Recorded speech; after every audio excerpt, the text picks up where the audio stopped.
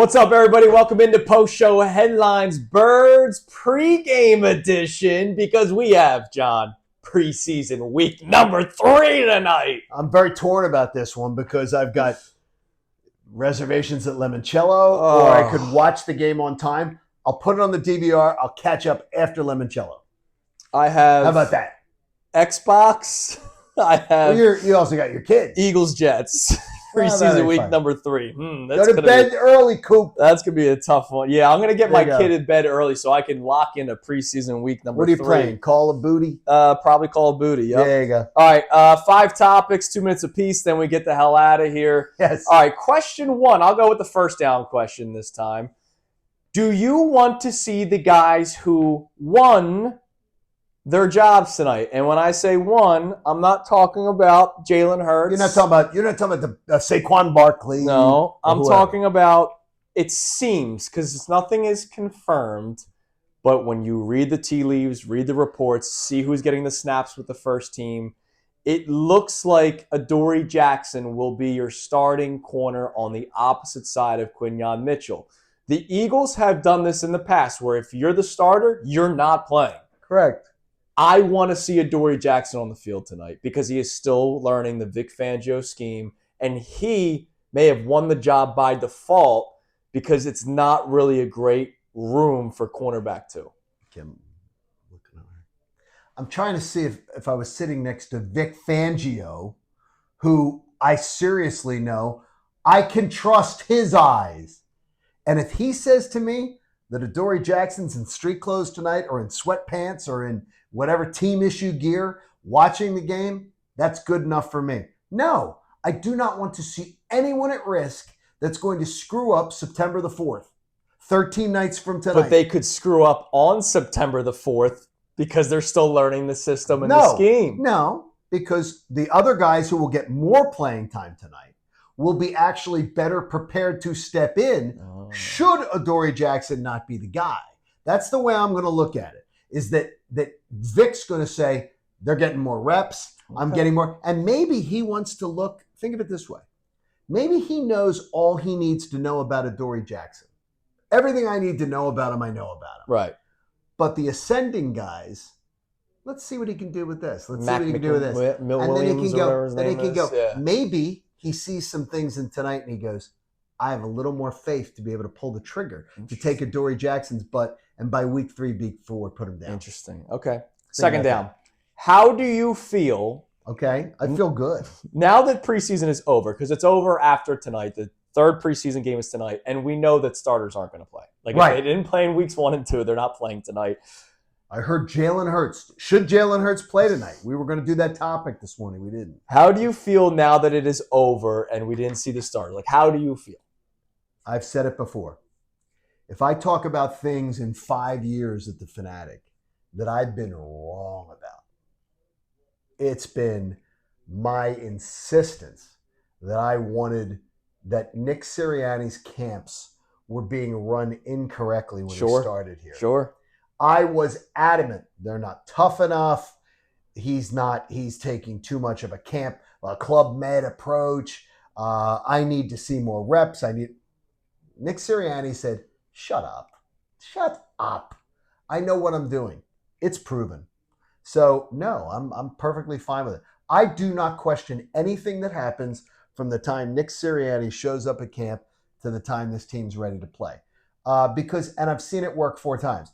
And if this year it doesn't work for some reason, I'm not going to think, well, his plan was terrible. Right. I'm going to think that maybe this year's team or something was terrible about it, because I got to tell you, I'm totally wrong. By the way, totally wrong. I don't know where you felt on it. I mean, no, I was with you, and I'm totally wrong. Exactly with you with what you're saying. I was completely wrong. This was the first year where I was fine with it. First year, even last. This your first year? Last year, I was fine with it. I was still kind of bummed out. Last year, I was still fine with it because I didn't want the injuries, and last year I trusted that I saw camp tougher. Sure. With Fangio. Yep. With Fangio, I liked it, so I was okay with it. Okay. So I was fine with that, but. I've been so wrong. I was the number one thing I've ever been wrong about as far as Eagles wise was questioning Nick Sirianni in his training camps. You're saying the number one, but not the only thing. No. What do you got on? No, we don't have enough time in post-show pregame edition. What's to on? do that. What we got third Okay, down? who would you think, from everything you've observed, from everything you've heard, from all the insiders we've talked to, who would be your camp disappointments? Who would be your camp applause-worthy players? Because one of my disappointments is going to piss you off. Okay. Camp disappointment for me, I think because it's one of the areas of concern that I think is flying under the radar because we're so focused on CB2 and the second safety spot. I, like you, was very excited when they acquired Azeez Al-Jilari. Sure. And by all reports, again, I'm not at camp. So it's what I read.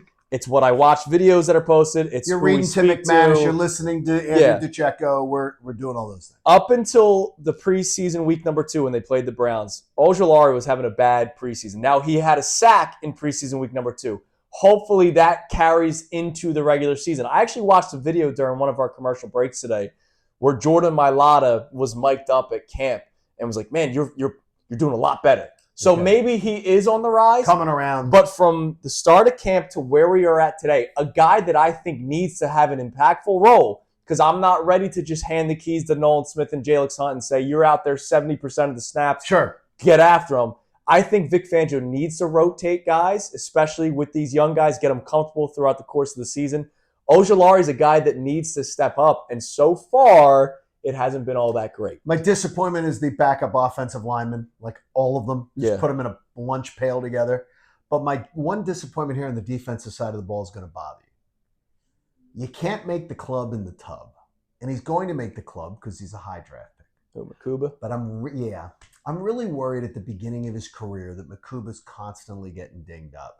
Because you go back, and I asked Andrew DeCecco about it yesterday. You did. He did have some concerns about it. Because of his size and his style of play. He said the way he plays. He said he plays like Cam Chancellor, but he doesn't have Cam Chancellor's build. I worry about that. Is he playing the game the way that fits his body, how he can hold up, because if he plays the game with reckless abandon, and we only get to see him play 6 games a year, that's of no use to me. With a high draft pick. Yeah, but like we've seen Devontae Smith. What was the concern with him coming out of college? And he's taking shots, and he's missed time. Yeah, but he wasn't a guy that had that wasn't a big concerns with him. I'm worried about. I just want to say. I thought that was a concern. How about Makuba? Devontae Smith. If I said to you right now, Makuba, over 12 and a half games played this year. Over. You're betting over? Yeah, I'll go over. I'm going under. I'm going to go happiness today. I hope so. I've been in a good mood all day today. You have been. All right, so I'm going to go. May have over. something to do with it being payday. That helps. Okay, fourth quarter. By the way, like and subscribe. Thank you. Please, we appreciate that. Do you listen? Digital content, baby. I know you're not a big preseason. I know you're not a big listen to TV broadcast. Yeah, it's usually because I'm doing something with Coop. Right, exactly. I love listening to preseason broadcasts more than listening to regular season broadcasts.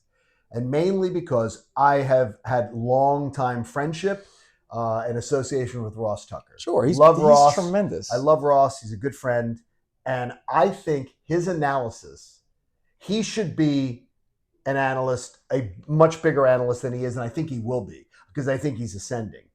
But I learned so much about training camp from the Birds, not only talking to guys like DeCecco and those type of people, but hearing Ross Tucker do a game, I think it is so valuable. And tonight, the third preseason game, you're going to hear about guys tonight that you have probably you might never hear from again. Yeah. But the guys who make an impact tonight are the guys who play a lot of them are probably sticking around. Yeah.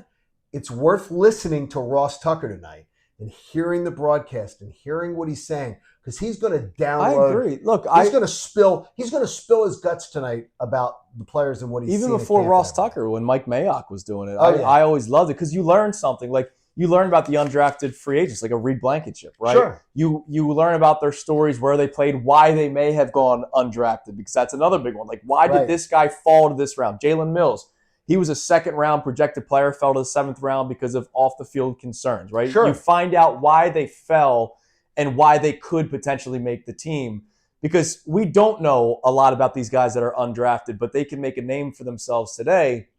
And then you fall in love with some of the players, and sometimes they don't amount to anything, and they're not even on the practice squad. But yeah, I mean, this is a game where I can't watch the game and go, I know who that is. No. You know what I mean? Can't. Like I can't. It's up to Ross Tucker to tell me who that is. And there's a lot of downtime in these games because everybody knows what it is. Sure. It's the end.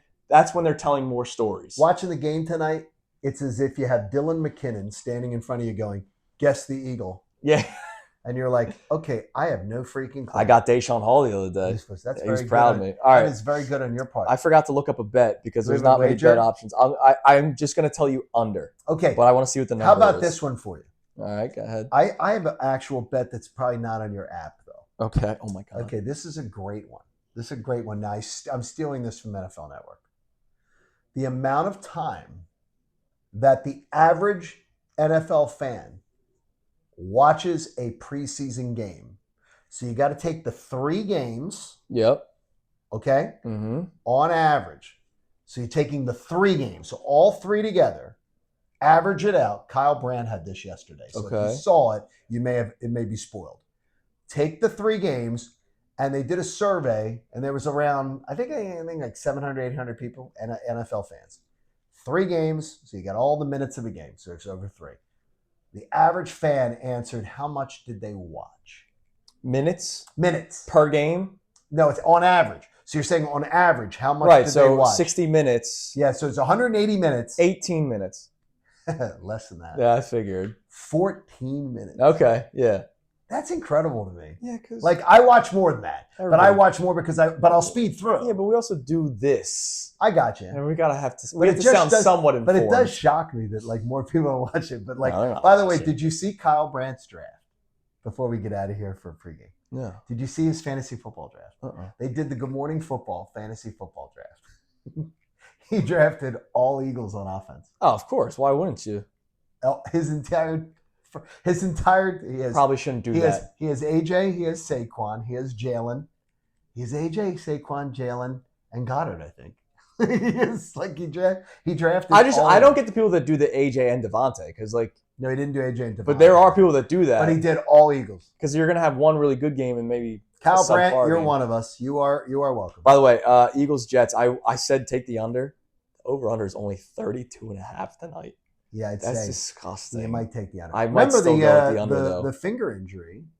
But isn't there a little dinged up finger there so you're going to get all the bad it's all backup guys. Yeah. So maybe under 32.5 tonight. How about under if I stop, how many Roy Rogers stops for DeCecco? 0. Going 0? 0. Because he had Wendy's yesterday. He's going all football, man. Oh, he's all football. That's what he's full on. He's full on football. Hey, we'll be at Temple today from 1 to 3. So if you're watching this early, hey, like and subscribe. Yeah, like and subscribe. And I'll see you in 2 weeks after Labor Day. John's going on vacation again. My tan will even be better. Post-show headlines on Monday will be the post-game edition. That was Dylan once again trying to break something. Everybody have a great weekend. Thank you, Dylan. We'll talk to you later. Thank you for watching post-show headlines today. One of our favorite things to do, and it's not even on the air. It's right here on YouTube. Please like and subscribe everything that we got going on, whether it's a post-show headlines for just our zany topics, something bird-related when it comes to the pregame or post-game stuff. But thank you, bottom of my heart. We appreciate it. And check out more videos here.